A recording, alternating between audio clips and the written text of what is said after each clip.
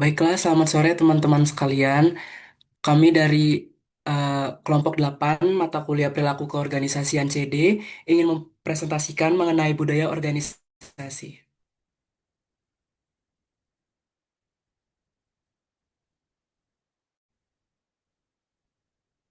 Untuk anggota kelompok, untuk anggota masing-masing anggota kelompok bisa memperkenalkan diri. Baik, perkenalkan nama saya Melati Puspitasari. Perkenalkan, saya Nandanisa Huwaida.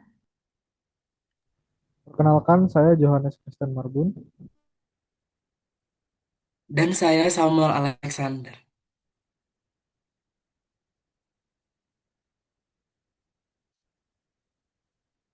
Bagian pertama adalah pendahuluan.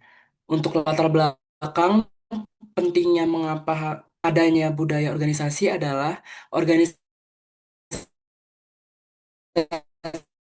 berperan sebagai jiwa yang berfungsi juga sebagai kat yang menyatukan anggota, memberikan identitas, dan menjadi pedoman tak tertulis dalam bertindak serta mengambil keputusan.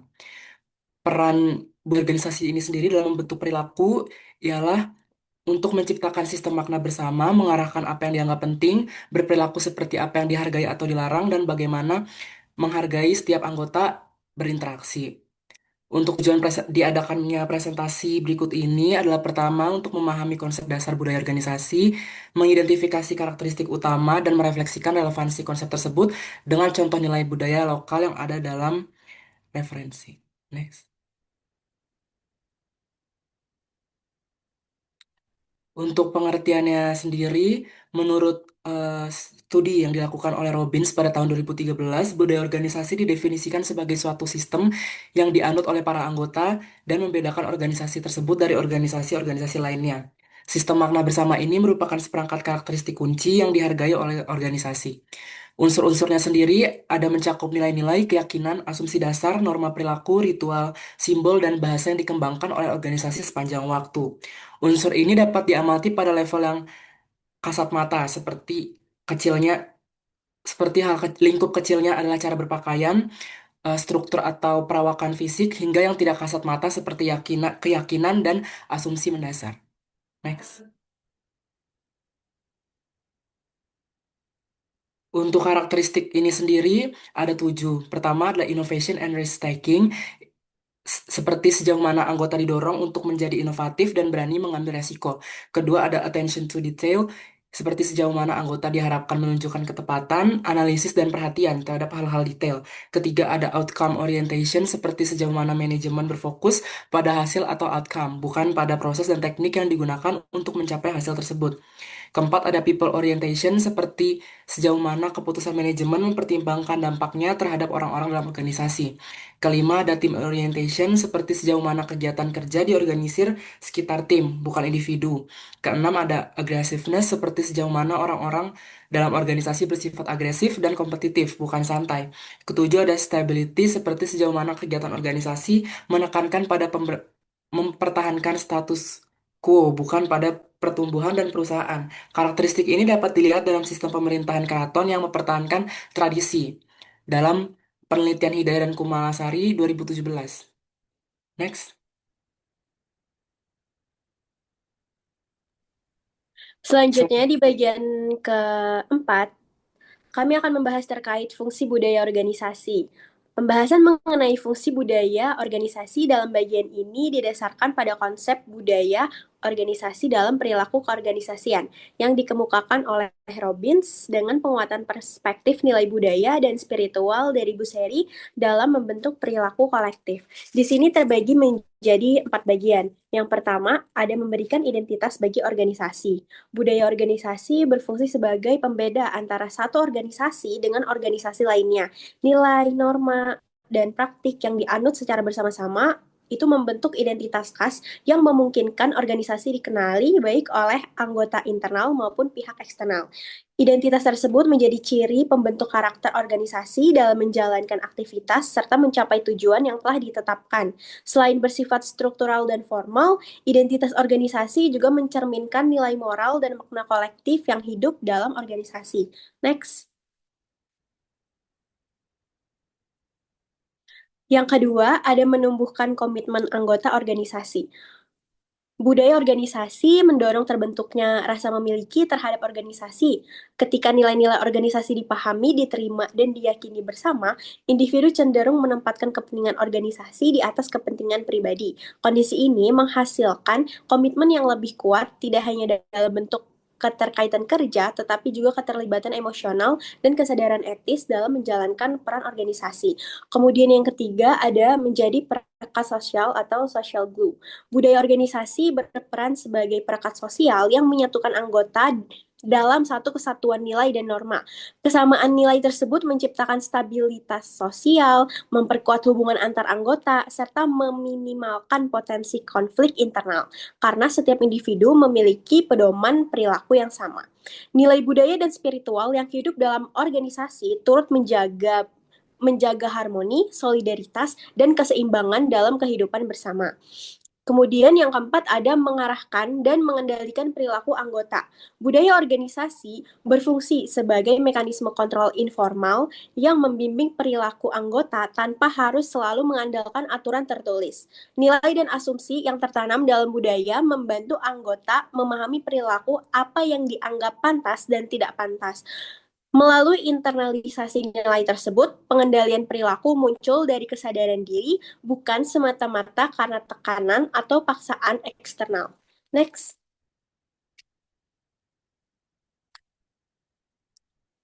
Kemudian yang kelima ada tingkatan budaya organisasi.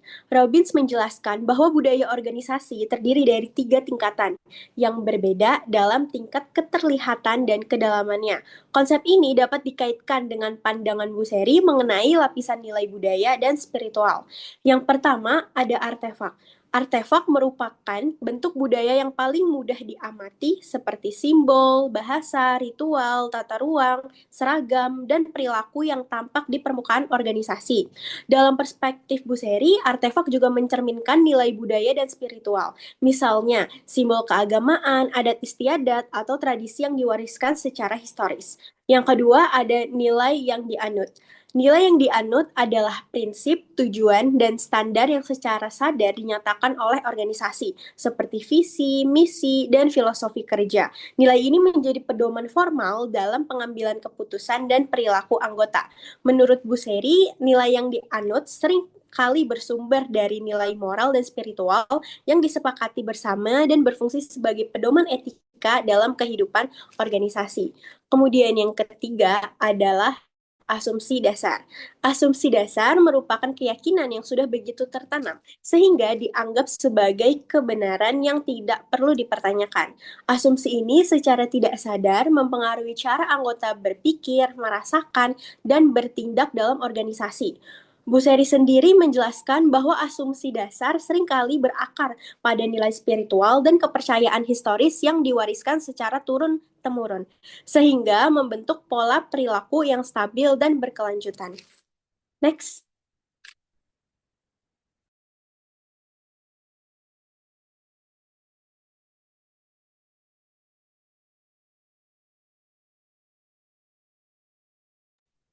Nah, dan selanjutnya, Bu Seri 2013 juga menjelaskan bahwa budaya organisasi ini tidak hanya dipahami sebagai nilai saja, tetapi juga hasil dari proses yang melibatkan aktor-aktor kunci dan mekanisme tertentu dalam organisasi. Maka, kita akan membahas selanjutnya pembentukan dan pemeliharaan budaya organisasi ini sendiri.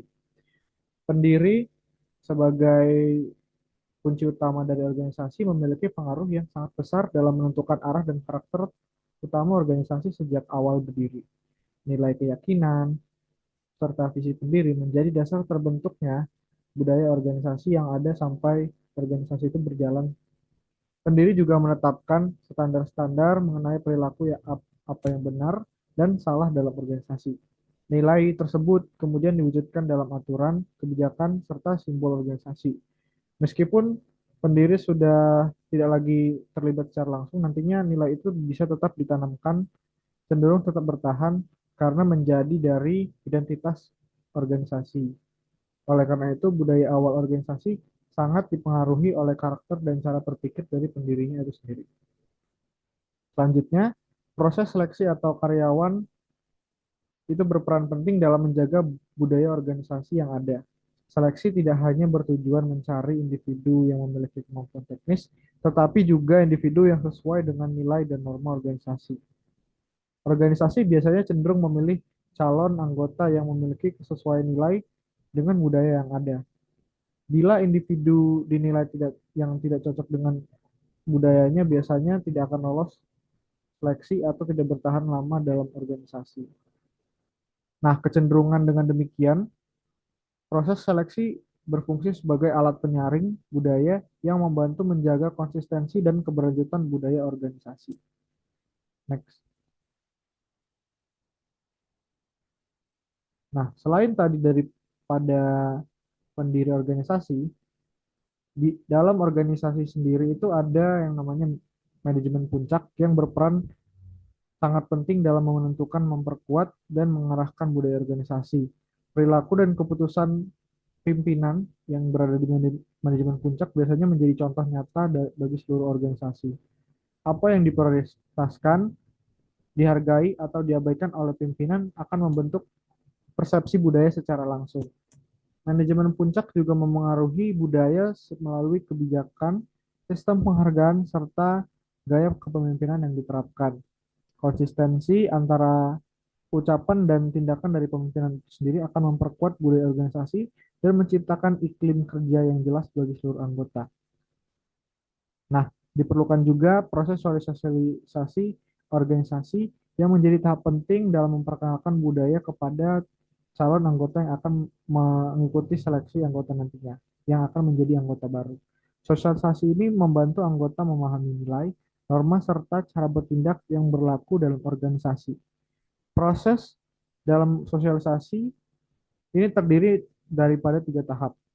Yang pertama, tahap pre-arrival, di mana individu membawa nilai dan harapan sebelum bergabung. Yang kedua, tahap encounter, yaitu ketika individu membandingkan harapan dengan realitas organisasi. Ketiga, tahap metamorfosis, yaitu tahap penyesuaian diri di mana individu mulai menginternalisasikan nilai budaya organisasi. Sosialisasi yang efektif akan meningkatkan komitmen dan keselarasan perilaku anggota tersebut. Next.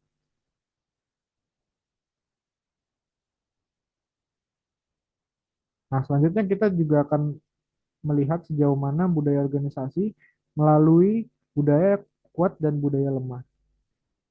Nah, dalam pengertiannya, budaya organisasi dapat dibedakan menjadi budaya kuat dan budaya lemah. Budaya kuat didefinisikan sebagai budaya di mana nilai inti organisasi dianut secara luas dan dipegang kuat oleh anggota. Nilai tersebut memenuhi cara berpikir dan bertindak dalam kegiatan sehari-hari. Sebaliknya, budaya lemah didefinisikan oleh nilai yang kurang jelas atau tidak konsisten. Dalam budaya lemah, perilaku anggota organisasi cenderung lebih bergantung pada aturan dan pengawasan formal dibandingkan nilai bersama. Next. Adanya budaya organisasi ini memiliki kekuatan yang berdampak besar pada perilaku dan kinerja anggota. Budaya yang kuat berfungsi sebagai mekanisme kontrol sosial yang efektif karena anggota sudah memahami nilai dan harapan organisasi. Budaya kuat juga mengurangi ketergantungan pada aturan formal, meningkatkan konsistensi perilaku, serta menumbuhkan loyalitas dan komitmen terhadap tujuan organisasi. Dengan adanya kesamaan nilai dan tujuan, kerjasama antara anggota menjadi lebih efektif, sehingga kinerja organisasi dapat meningkat. Kelebihan dan potensi kelemahan budaya dapat dilihat dari budaya yang kuat itu memiliki beberapa kelebihan, seperti memperkuat identitas organisasi, menciptakan stabilitas, dan menumbuhkan rasa memiliki di antara anggota atau sense of belonging. Selain itu, budaya kuat juga memudahkan koordinasi dan kerjasama dalam organisasi. Namun, budaya kuat juga memiliki potensi kelemahan. Budaya kuat juga yang terlalu kuat dapat menimbulkan resistensi terhadap perubahan atau dinamika, menekankan keberagaman cara berpikir, serta menghambat inovasi jika nilai yang dianut sudah tidak sesuai dengan tuntutan environment yang ada. Oleh karena itu, budaya organisasi perlu dikelola secara adaptif dan menyesuaikan agar dapat tetap relevan. Next. Baik, selanjutnya kita akan membahas terkait budaya organisasi dalam perspektif spiritual dan lokal. Yang pertama, ada konsep budaya spiritual dalam Kesultanan Banjar. Budaya organisasi itu berakar pada nilai masyarakat. Dan dalam Kesultanan Banjar, Islam sebagai agama resmi menanamkan nilai-nilai keislaman sebagai fondasi utama tata kelola sosial dan kelembagaan. Oleh karena itu, spiritualitas menjadi inti yang menjiwai aktivitas, menjadikan organisasi sebagai komunitas nilai atau value-based community yang berorientasi pada kebermaknaan, keberkahan, dan tanggung jawab moral, jadi bukan hanya hasil material. Kemudian ada nilai-nilai spiritual sebagai landasan perilaku organisasi. Menurut Buseri, nilai spiritual adalah sebagai berikut. Yang pertama ada amanah, mendorong nilai integritas. Kemudian ada ibadah, mendorong nilai komitmen kerja. Kemudian ada uhuwah, yaitu mendorong nilai kekerjasama. Dan terakhir ada maslahah, mendorong ke nilai tanggung jawab sosial. Dan inilah yang menjadi pedoman kolektif yang membentuk etos kerja.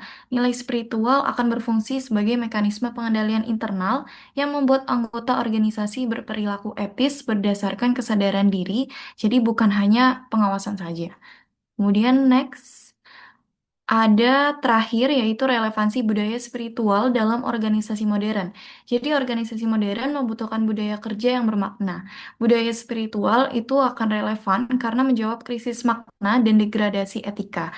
Ia akan memberikan kerangka makna yang lebih luas di mana pekerjaan itu akan dipahami memiliki dimensi moral dan sosial, bukan hanya ekonomi.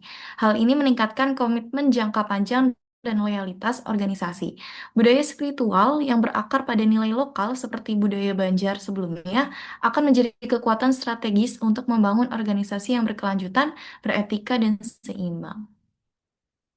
Untuk selanjutnya ada integrasi konsep budaya organisasi. Yang pertama ada keterkaitan budaya organisasi menurut Robbins dan Buseri. Di sini Robbins mendefinisikan budaya organisasi sebelumnya sebagai sistem makna bersama yang dianut oleh anggota organisasi yang membedakan organisasi tersebut berbeda dari organisasi lain. Kemudian Buseri melihat budaya organisasi sebagai sistem nilai spiritual dan religius yang membentuk cara berpikir, bersikap, dan bertindak masyarakat serta institusi sosialnya. Meskipun berbeda fokus, keduanya sepakat bahwa budaya organisasi berfungsi sebagai pedoman perilaku dan menekankan pentingnya proses internalisasi nilai agar nilai tersebut dihayati oleh anggota masing-masing. Dan perbedaan dimensi ini justru menghasilkan integrasi yang kuat, karena dengan menggabungkan pandangan Robbins yang berorientasi hasil atau kinerja dan diferensiasi dengan pandangan Buseri yang berakar pada moral dan spiritual atau keberkahan juga amanah, terbentuklah konsep budaya organisasi yang bermakna, etis, dan beridentitas. Integrasi ini sangat relevan di Indonesia karena memastikan organisasi tidak hanya efisien secara struktural, tetapi juga memiliki fondasi moral yang kuat dan sesuai dengan nilai-nilai masyarakat. Yang kedua ada nilai-nilai universal sebagai landasan perilaku organisasi. Di sini Robbins mengidentifikasi nilai universal budaya organisasi seperti umumnya integritas, komitmen, orientasi pada manusia, kerjasama, dan tanggung jawab sosial. Nilai-nilai tersebut sejalan dengan nilai spiritual Banjar yang sebelumnya menurut Buseri. Dan dalam praktik organisasi, nilai kedua ini akan mendorong, yang pertama, perilaku kerja yang berorientasi tanggung jawab, karena setiap tugas akan dipahami sebagai amanah. Yang kedua, ada integritas individu, karena tindakan tidak hanya dinilai secara formal, tetapi juga secara moral dan spiritual. Yang ketiga, ada hubungan kerja yang harmonis, karena nilai kebersamaan dan ukhuwah akan mengurangi konflik destruktif. Yang terakhir, ada kepemimpinan yang berlandaskan keteladanan. Jadi bukan hanya sekedar kekuasaan struktural saja. Dengan demikian, nilai universal berfungsi sebagai mekanisme pengendalian perilaku yang bersifat internal. Sama halnya output dengan nilai spiritual, anggota organisasi akan terdorong untuk berperilaku etis bukan hanya karena pengawasan semata, tetapi karena kesadaran nilai yang telah terinternalisasi. Dan terakhir ada penerapan budaya organisasi dalam konteks organisasi di Indonesia. Menurut Robbins, budaya organisasi diterapkan sebagai sistem nilai bersama yang mengarahkan perilaku kerja, membentuk standar etika, dan menjaga konsistensi tindakan anggota organisasi. Budaya organisasi yang kuat akan meningkatkan komitmen dan menjadikan pedoman dalam pengambilan keputusan organisasi. Dalam konteks Indonesia, penerapan budaya organisasi efektif bila dikaitkan dengan nilai spiritual dan budaya lokal. Seperti hal sebelumnya, Bu Seri menjelaskan bahwa budaya spiritual Banjar itu menekankan nilai amanah, tanggung jawab, keikhlasan, dan kebersamaan sebagai dasar perilaku kelembagaan. Nilai inilah yang membuat pekerjaan dipahami tidak hanya sebagai kewajiban formal, tetapi juga tanggung jawab moral. Dan pada organisasi pemerintahan contohnya, nilai amanah diterapkan dalam pelaksanaan jabatan untuk mendorong integritas dan mencegah penyimpangan. Pada organisasi pendidikan, budaya organisasi diterapkan melalui tanggung jawab dan keteladanan pendidik dalam menjalankan tugas sebagai amanah. Kemudian pada organisasi bisnis dan UMKM, budaya organisasi diwujudkan melalui kejujuran, keadilan, dan tanggung jawab sosial dalam aktivitas usaha.